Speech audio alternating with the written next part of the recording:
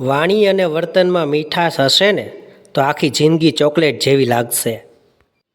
મન થાય ત્યારે મરજી મુજબ જીવી લેવું સાહેબ, કેમ કે સમય ફરીવાર એ સમય નથી આપતો.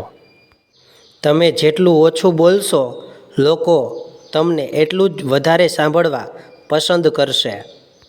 જે તમારી ખુશી માટે પોતાની ખુશી ભૂલી જાય એ સંબંધને ક્યારે પૂરો ન થવા દેતા સાહેબ.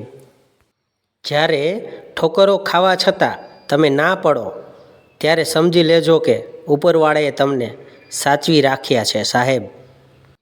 સમય બધાને મળે છે જિંદગી બદલવા માટે, પણ જિંદગી ફરી નથી મળતી સમય બદલાવા માટે. જિંદગીમાં બહુ ઓછા લોકો હોય છે સાહેબ, જે હંમેશા બધાના ચહેરા પર સ્મિત લાવતા હોય છે. જિંદગીમાં મુશ્કેલી આવે તો ઉદાસ ના થશો, કેમ કે મુશ્કેલ રોલ સારા એક્ટરને જ આપવામાં આવે છે.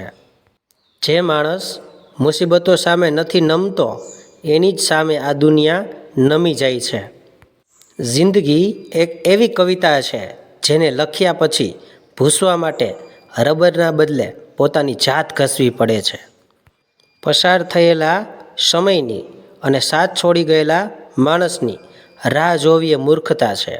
સંબંધ તુલસી જેવા હોય છે સાહેબ, જેટલી માવજત કરશો એટલા જ તાજા રહેશે. ચહેરા અજાણ્યા થઈ જાય તો વાંધો નહીં, પણ જાણીતાનું વર્તન બદલાઈ જાય તો બહુ તકલીફ પડે છે સાહેબ. સફળ માણસ એ જ છે જે તૂટેલાને બનાવી જાણે અને રૂઠેલાને મનાવી જાણે. વિશ્વાસ કરવામાં થોડું ધ્યાન રાખજો સાહેબ, કેમ કે સાકર અને મીઠાનો રંગ હંમેશાને માટે એક જ હોય છે.